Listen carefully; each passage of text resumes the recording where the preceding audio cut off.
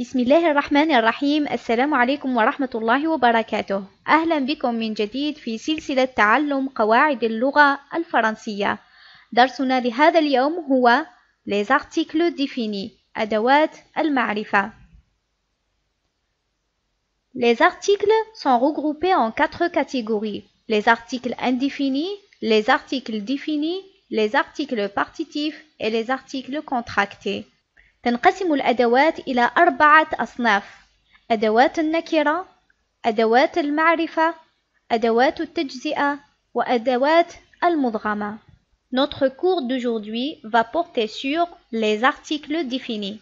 Pour rappel, les articles sont utilisés pour indiquer le genre et le nombre du nom, c'est-à-dire qu'il soit un nom masculin ou féminin, ou un nom singulier ou pluriel. للتذكير قلنا بأن الأدوات تستعمل من أجل تحديد نوع وكم الاسم، إذا ما كان الاسم مذكر أو مؤنث، أو إذا كان الاسم مفرد أو جمع. Les règles d'usage des articles définis. قواعد استعمال أداة المعرفة. Les articles définis sont le, la, l'apostrophe et les. L'article défini le est utilisé pour indiquer le masculin singulier. أداة المعرفة le تستخدم من أجل تحديد إذا ما كان الاسم مفرد مذكر. Exemple مثال: le miroir المرآة، le chat القط، le matelas الفراش، le grenier العلية. إذا لاحظتم هنا فإن جميع الأسماء أو جميع الكلمات miroir، chat، matelas، grenier هي عبارة عن أسماء مفرد مذكر، لذلك قمنا باستخدام أداة المعرفة le لتحديد نوع الاسم. هنالك ملاحظة أخرى وهي أن les articles définis في اللغة الفرنسية يقابلها في اللغة العربية ألف لام التعريف، لذلك قلنا المرآة ولم نقل مرآة. المرآة، القط، الفراش، العلية بألف لام التعريف والتي تدل على أدوات المعرفة. L'article défini là est utilisé pour indiquer si le nom est féminin singulier. أداة المعرفة لا تستعمل من أجل تحديد ما إذا كان الاسم مفرد مؤنث.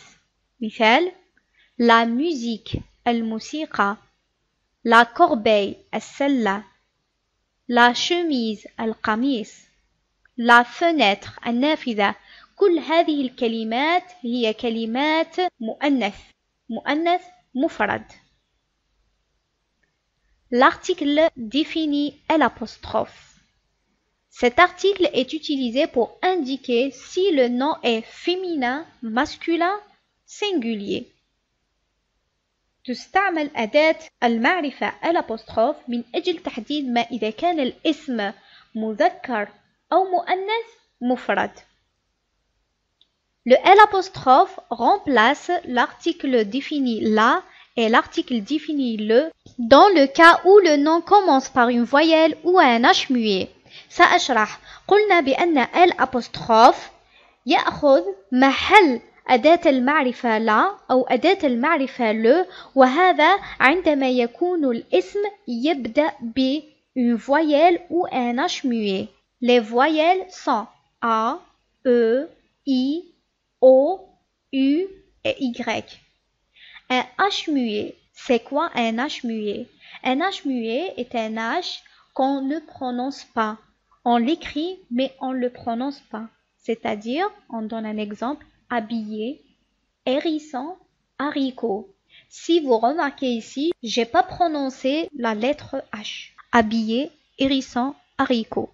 مثال: l'élève التلميذ هو اسم متكون من l'article défini le و élève. Le élève لا نستطيع أن نقول le élève. لماذا؟ On ne peut pas. Pourquoi? Tout simplement parce que le nom élève commence par une voyelle qui est le E.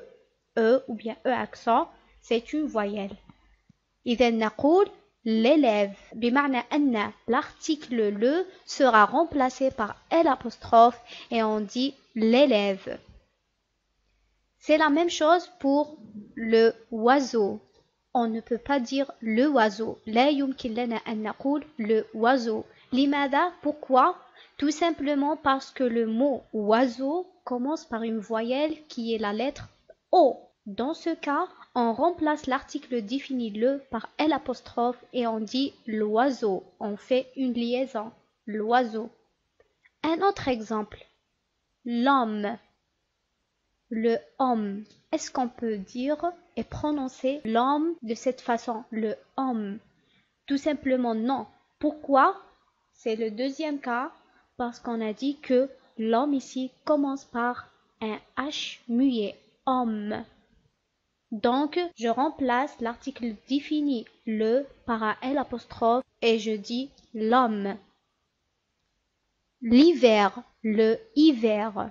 C'est la même chose également. Est-ce qu'on peut dire le hiver? On ne peut pas dire le hiver tout simplement parce que le nom hiver commence par un H muet. Donc, on remplace l'article défini le par l'article défini L' et on dit l'hiver, الشتاء. L'élève, التلميذ. L'oiseau, العصفور. L'homme, الرجل. L'hiver, الشتاء. On va voir un autre exemple où le L' remplace l'article défini la. L'histoire. في الحقيقة l'histoire هو اسم مؤنث مفرد. La histoire. هنا لا نستطيع أن نقول la histoire. لماذا؟ لأن بعد أداة التعريف يأتي un H muet. Parce que l'article défini la est suivi d'un H muet, d'un mot qui commence par un H muet. Donc, on supprime le A, l'article défini la sera remplacé par un L'.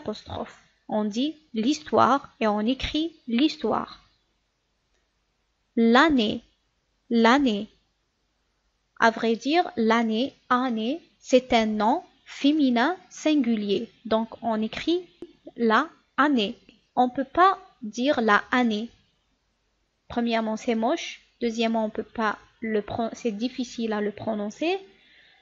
Ensuite, on a dit que l'article défini a, la, est suivi par un nom qui commence par une voyelle a. Donc, le la sera remplacé par un L'. L'amitié, c'est la même chose.